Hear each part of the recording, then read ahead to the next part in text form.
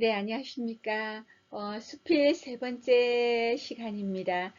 이번 시간에는 문학과 상상이라는 주제를 가지고 어르신들께 말씀을 올리도록 하겠습니다.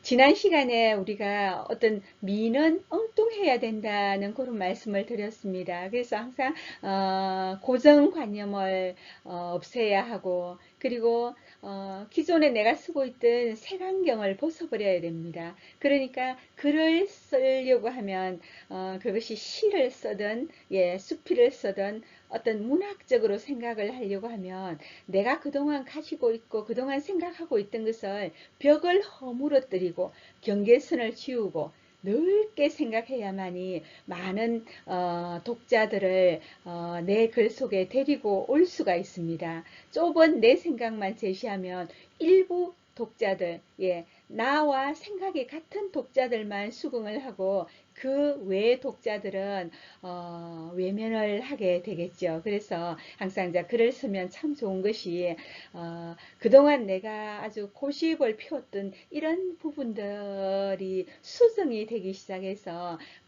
참 어르신들이 젊은이들하고도 소통이 되고요. 그리고 자녀분들과 그리고 손자 손녀들과도 요즘의 세대들의 행동이라든지 그런 언어적인 습관에 대해서 항상 그것은 틀렸어라고 나의 이제 생각과 주장만 내세우다가 그런 게 요즘은 그렇게 하구나 하고 이해할 수 있는 이해의 폭도 굉장히 넓어집니다. 그래서 글 쓰는 것은 나를 위해서도 그리고 남을 위해서도 가족을 위해서도 굉장히 도움이 되는 일이라고 생각합니다. 그래서 어떤 그런 글을 쓰기 위한 전제 조건으로 아주 기발한 상상력 그리고 여러 가지 상상을 하기 위한 그런 소재들 이런 것을 가지고 이번 시간에는 말씀을 드리도록 하겠습니다. 계속하겠습니다.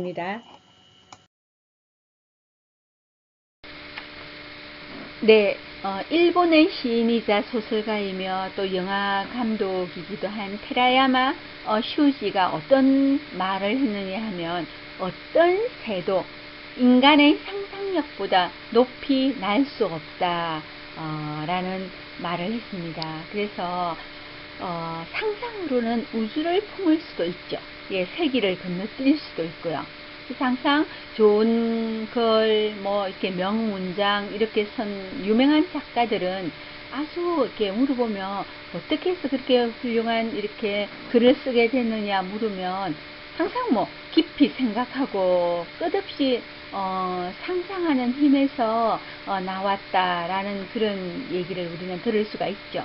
그래서 상상력은 그냥 우리가 공상도 하고 허상도 하지만 대부분 체험에서 이렇게 우러 나옵니다. 물론 체험에 없지만 체험에서 불씨가 되는 거죠. 그래서 그 불씨를 키우고 키워서 아주 독특한 발상을 하게 됩니다. 그래서 상상력이 나는 있다 없다는 이렇게 우리가 정의하기가 힘들고요. 다 상상력이 인간이라면 누구나 아주 상상력이 잠재 상상력이 많은데 자 그것을 끄집어내어서 불로 피울 것인가 안 피울 것인가는 본인의 어떤 노력에 달렸습니다.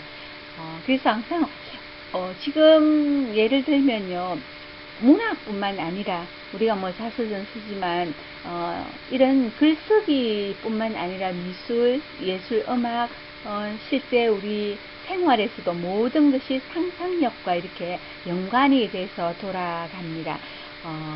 쉽게 한번 예를 들어볼까요? 요즘 이제 21세기는 디지털 시대지 않습니까? 그래서 옛날에 우리가 아날로그 시대 때 로봇이 없었을 때 그때 이제 체코의 극작가가 있는데 차페크라는 사람이 있는데 이분이 1920년대예요. 이분이 로봇이란 말을 자기 이렇게 희곡 자기 글 속에서 처음으로 이렇게 로봇이란 단어를 쓴 겁니다. 로스의 로봇이라고 정확하게 이제 책 이름이 그러는데 그 로봇을 쓰면서 이분은 어떤 생각을 했느냐 하면 만일 개라든지, 그죠? 동물이 말을 할 수 있게 된다면 아마도 우리 인간은 인간끼리도 사귀기 어려운 것만큼 개와도 사귀기 이제는 힘들어질 그런 세대가 올 것이다. 그래서 자기가 이런 생각을 하면서 로스의 로봇이라는 글을 쓰는데, 로스는 뭐냐면 그 속에서 로스미라는 막 아주 괴상한 과학자가 나옵니다. 그 과학자가 기계를 만들어요. 막 그 기계가 인간 기계인 거예요. 기계 인간이죠. 쉽게 말하면 지금의 로봇입니다. 하지만 이분이 글 쓸 때는 로봇이라는 기계가 아예 없었습니다. 자, 그래서 막 소설, 그러니까 희곡 속에서 기계 인간을 만들어 가지고 이 인간이 처음에는 온순한 노예였는데 나중에 막 반란을 일으키고 사람 죽이고 나중에 세계 정복하는 막 그런 내용이 있습니다. 그래서 체코 말로 일을 한다는 뜻은, 이게 로봇이 처음에는 일하는 기계였거든요. 일을 한다는 그 단어가 로보타라는 단어라고 합니다. 그래서 그 로보타에서 로봇이라는 말이 생겼듯이, 자, 단어를 먼저 만들어지고 실제 이제 기계가 만들어졌죠. 자, 그 이전에는 상상을 먼저 하고 단어를 만들고, 그리고 나중에 세월이 흘러서 실제로 물건이 만들어졌습니다. 이렇게 우리 생활에서 요즘 만들어지는 물건, 우리가 자서전을 쓰지 않더라도 상상은 정말 어마어마하죠. 몇 년 전에 제가 영화를 인타임이라는 영화를 봤는데 여러분들 보셨는지 모르겠습니다. 자, 앞으로는 우리가 화폐가 없어진다고 그럽니다. 자, 그럼 무엇으로 물건을 거래하느냐? 시간으로 거래하는 시대가 온다고 그 영화에서 나왔는데, 아마 이것도 로봇처럼 앞으로 정말 언젠가는 우리는 돈을 사용하지 않고 시간을 거래하는 시대가 올 수도 있겠다는 생각을 해봤습니다. 어떻게 시간을 거래하느냐 하면, 사람이 딱 태어나면요, 이렇게 몸에 이렇게 칩이 딱 심어지는데 일정 시간이 인간에게 똑같이 심어지는 거예요. 예를 들면 뭐 100시간 똑같이 칩이 심어지는데, 이제 그 부자들은 시간이 많습니다. 그래서 내 몸에 있는 시간을 자기 자식들한테도 물려줄 수가 있고요. 이 시간을 거래를 해갖고 집도 사고 커피도 사고 버스도 타고 뭐 이렇게 합니다. 그래서 시간이 제로가 돼가지고 없으면 더 이상 살 수 없어서 목숨이 끝나는 그런 영화인데 아주 괜찮은 발상이죠. 그래서 그런 우리가 상상력은 정말 소중하다라는 생각을 하면서 우리가 계속 이어서 우리가 예술에서 또는 어떤 뭐 문학에서 어떤 상상을 했는지를 살펴보겠습니다.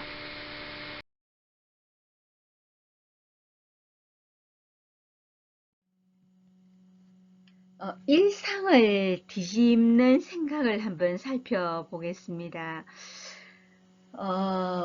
지금 왼쪽에 있는 이 뒤샹의 샘이란 작품과 오른쪽에 있는 피에로 만조니의 똥캔이란, 예, 오른쪽에 있는 건 이제 실제 제목은 예술가의 똥이라는, 예, 흔히 우리가 똥캔이라고 얘기를 하는데 그 두 작품을 한번 우리가 살펴보겠습니다. 아마 그림 같은 데서 또 광고라든지 이런 데서 이런 작품을 보신 분도 아마 계실 거예요. 현대 예술에서 아주 큰 영향력을 미친 작품 베스트 한 10 안에 드는 작품들입니다. 자, 왼쪽에 걸 먼저 보면 뒤샹이란 사람이 1900 정확하게 1916년입니다. 그때 철물점에서 그냥 변기를 하나 샀습니다. 사가지고 여기다가 그냥 자기 사인을 이렇게 자기가 척척척척 사인을 해가지고 이걸 전시회 작품으로 이렇게 내밀었는데 당연히 저기 접수가 되지 않았습니다. 왜? 전시회 예술 작품은 자기가 만들어야 되는데 만들지 않고 이렇게 공산품을 사서 이렇게 사인을 해가지고 이걸 예술 작품이라고 했으니까 그때는 전혀 통하지가 않았겠죠.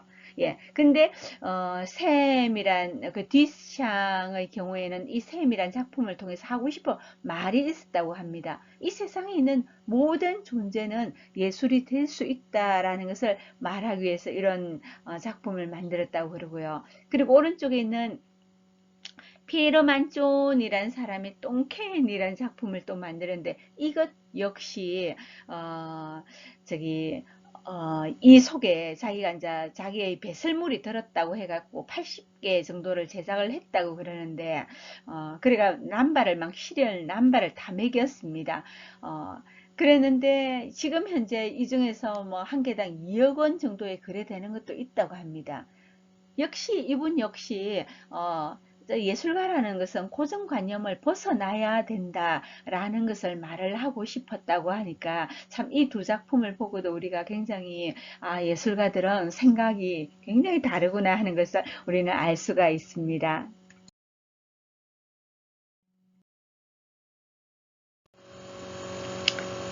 네, 제가 소제목을 잃고 얻다라고 했죠. 우리가 자기가 무슨 일이든지 한 개를 해야겠다라는 그런 생각이 있으면 내가 지금 하는 모든 것을 다 하면서 다른 것도 할 수가 없습니다. 내가 하는 것 중에서 조금 정리도 하고 해야만이 내가 새로운 것에 대해서 도전하는데 에너지를 좀 쓸 수가 있지 않습니까? 그래서 우리가 글을 쓰는 사람 같은 경우에 나중에 글에 몰입을 하면 참 많은 것을 잃습니다.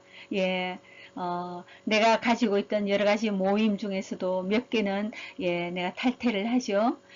그리고 만나는 사람들도요. 그냥 내가 가서 시간 낭비다 싶은 부분들은 다 커트를 합니다. 하고요. 그리고 다른 취미 같은 경우에도 뭐 이것은 정리를 해야 되겠어라고 정리를 하고 그리고 글에 집중을 합니다. 그러면 틀림없이 발전이 있습니다. 발전이 있고, 여기 영화의 예를 들었는데, 왼쪽에 보면 파리넬리 영화 보셨는지 모르겠습니다. 그 전설적인 그 카스트라토의 실존 인물을 영화화했죠. 옛날에 아주 이제 성가대에는 여자들은 이게 설 수가 없었고, 남자들로 구성되는데 굉장히 높은 음력은, 누가 부르느냐 하면 카스트라토라는 그러니까 그 사람들이 불렀어요. 그분들은 어릴 때부터 이렇게 변성기를 거치지 못하도록 변성기 전에 그세를 시켜버립니다. 그래서 신체를 잃고 여기 나온 주인공 파리넬리 같은 경우에도 자신의 남성이라는 그 고환을 잃게 되죠. 잃고 나서 목소리를 얻어서 완전 여기에서 완전 최고의 카스트라토가 됩니다. 그래서 그 당시에 핸델의 오페라죠. 울게 하소서 하는 그 노래를 이 영화에 보면 부르게 되는데 인생으로서는 이런 것 있지만 또 목소리로는 최고의 가수가 되었는데 자 그걸 뭐 본인이 정말로 어떻게 생각하는지는 모르지만 우리가 봤을 때 최고가 되기 위해서는 다 가질 수 없는 게 저런 거구나 하는 걸 우리가 느낄 수가 있습니다. 오른쪽 서편제도 마찬가지지 않습니까? 소리꾼 송화가 그 뭐 아버지로 인해서 그 두 눈을 잃고 하나의 목청을 내죠. 그래서 이 말씀을 드리는 것은 내가 그동안에 어떤 습관화된 삶의 양식이랄까 이런 것을 조금 벗어나야 문학이라는 세계에 입문할 수 있고요. 그래야만 독창적인 사고나 아이디어를 이렇게 올릴 수 있습니다. 있고 정말 제가 말씀을 드리는 거지만 열심히 글 쓰시는 분들은 한 달에 한 편만 써도 3년 쓰면 제가 책을 낼 수 있다는 말씀을 항상 누누이 드리거든요. 그래서 글 쓰는 데 있어서 여러 가지 이제 자세, 우리가 이런 것도 마음에 가고, 그리고 정말 글을 경배하고 글을 숭배해야만이 글이 나옵니다. 아주 뭐 글을 얕잡아 보거나 수필 그거 별거 아니야. 뭐 이렇게 생각하면 내 글 자체가 형편없는 글이 되니까. 않습니까? 우리가 모든 예술가들, 예, 참 넷보다 빨리 시작한, 예, 글밭에 빨리 시작한 그런 분들도 나름대로 대단하신 분들이거든요. 그래서 그런 우리가 따라가면서 지금 이제 여러분들도 내공이 있지 않습니까? 예, 우리가 대면 수업을 이제 만나면은 또 할 얘기들이 또 달라진다고 말씀을 드렸습니다. 그래서 비대면 때도 이런 여러 가지 여러분들 경험을 듣고 영화도 보고 책도 보고 많은 경험을 좀 해 놓았으면 좋겠습니다.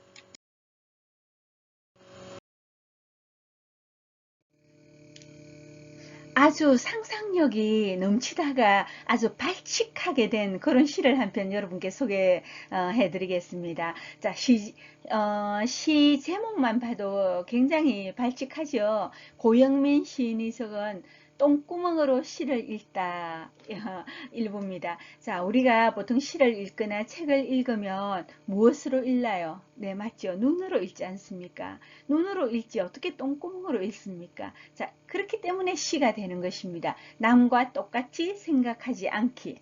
자, 실제로 이 시인이 그러니까 지금부터 한 30년 전 일이었답니다. 그 겨울에 작은 배낭을 하나 짊어지고 시를 한 편 써야겠는데 도저히 생각이 잘 안 나서 오대산을 갔답니다. 그래서 가기 전에 사실은 민박집에서 조금 자고 새벽에 간단한 요기를 하고 산을 올랐는데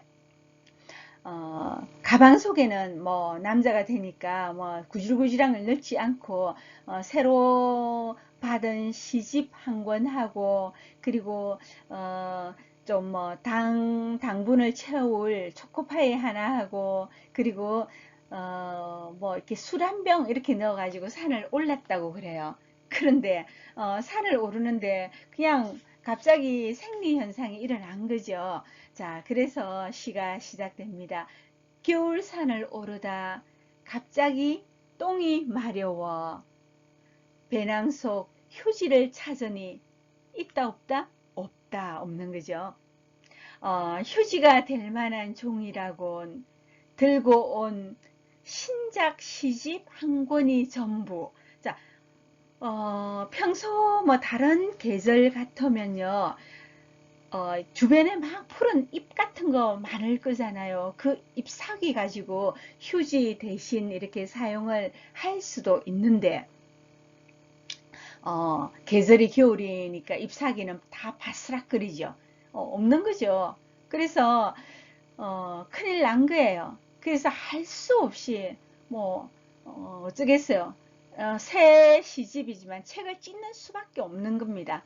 그래서 들려온 시집의 이제 낱장을 이제 무례하게도 찢게 되는 거죠. 그래서 이제 무릎까지 이제 바지 내리고 산 중턱에 걸터 앉아서 옷은 이제 찢으면서 아직 이 시집의 글을 다 읽지 않았으니까 먼저 시부터 읽어야 되겠죠. 그래서 이제 그분이 쓴 시를 정성껏 이렇게 읽고 읽은 시를 어떻게 하겠습니까? 이제 그 종이를 천천히 손으로 막 꾸개는 거예요. 막 꾸기고 꾸겨가지고 막 온전히 이제 한 장의 휴지가 될 때까지 자 무참히 온전히 한 장 휴지가 될 때까지 무참히 구기고 구긴다라고 했습니다. 그래서 한참 이렇게 구기다 보니까 펼쳐보니 나를 훑고 지나가도 아프지 않을 만큼 이제 결이 화장지처럼 부들부들해져 있습니다. 그래서 이제 닦아도 되겠죠. 그 한 장 종이가 내 밑을 천천히 지나간다 했습니다. 그리고 여기까지는 우리 모두 다, 여러분들도 다 쓸 수 있어요. 이 경험을 했다면. 자, 그 뒤에 이제 세 줄이 드디어 시가 되는 거죠. 부드럽게, 자, 닦죠? 닦인다고 해야 될 건데, 부드럽게 닦인다가 아니고 뭡니까? 부드럽게 읽힌다. 그죠? 다시 반으로 접어 닦고가 아니고 뭐라고요? 다시 반으로 접어 읽고라고 표현했죠. 그리고 또다시 반으로 접어 닦는다가 아니고 일른다.